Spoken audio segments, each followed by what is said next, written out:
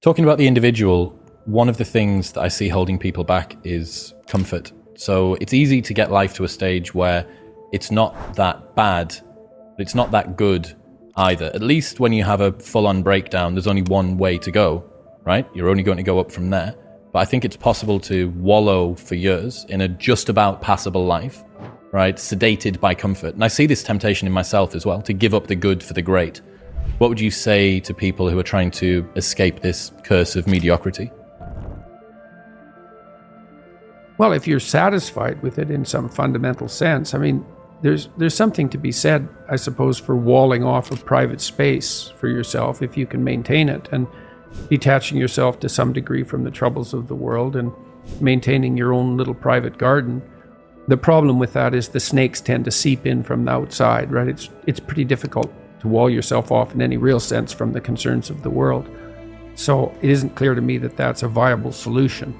It also means that you might justify to yourself lack of civic engagement. You know, I shouldn't go to church. I shouldn't take part in the political process because it's all so corrupt. I should hide myself from all the annoying noise that's generated constantly on the media front. And I have some sympathy for that viewpoint, but I don't believe it's really possible, because you can't have a walled garden independently of the health of the broader society. It's just not possible. Maybe you can have it for a very short period of time, but if you're comfortable with what you have and it's genuine comfort, then I think, okay, but generally it's not. I think for the most part, it's people that have become sedated. You know, they've forgotten their dreams, but they've forgotten that they've forgotten them. Pink Floyd's Comfortably Numb is about this, right? They've become comfortably numb. I think most people... So I have this friend, and this story really hit me. So during the pandemic, running a podcast, I was able to have the thing that I feel I'm good at, my artistic pursuit and outlet. That was available for me to continue. It was actually increased because I didn't have other stuff to do. And I have a friend that's a barber, and he got a job at a supermarket. Barbers shut down for a long period of time, and he got a job at a supermarket stacking shelves overnight. And I asked him, I was like, man, how are you finding the new job? It's a big change. He's like, do you know what it is? I actually don't mind the work. I don't mind the people that I work with. But man, I miss being good at something. Right. Well, dude, that hit me so hard. Right. I missed being good at something. Yeah. Well, people need the opportunity to be good at something. So then you might ask yourself, well, what's the best antidote to the discomfort of life? And you might say, well, it's comfort. And I suppose that's what you act out when you swaddle a baby. But a better antidote is something like adventure to excellence. And that's far better antidote to suffering than the mere absence of suffering.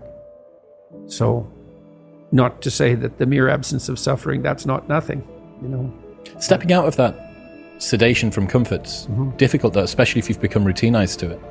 Yeah, well, that's the difficulty of maturity. You know, the Freudians said very wisely that the good mother necessarily fails. What's that mean?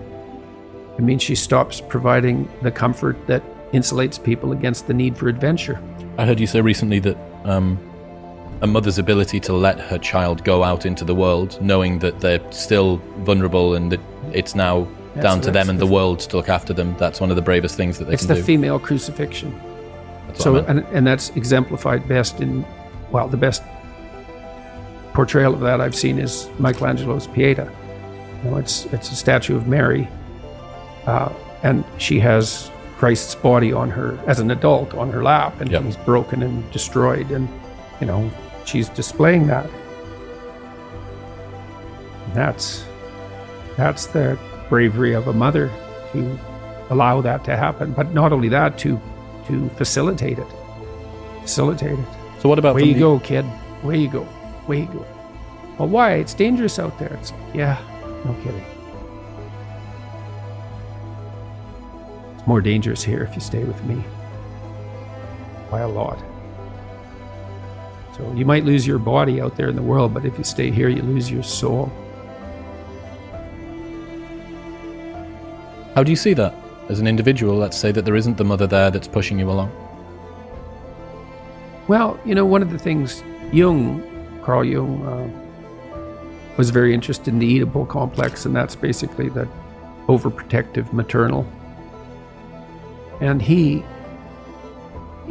criticized Freud for presuming that it was really something the mother did. He said it's more relational than that. First of all, it would be something the father would allow to happen, assuming there was a father around, so let's not forget about the paternal contribution to allowing that to occur.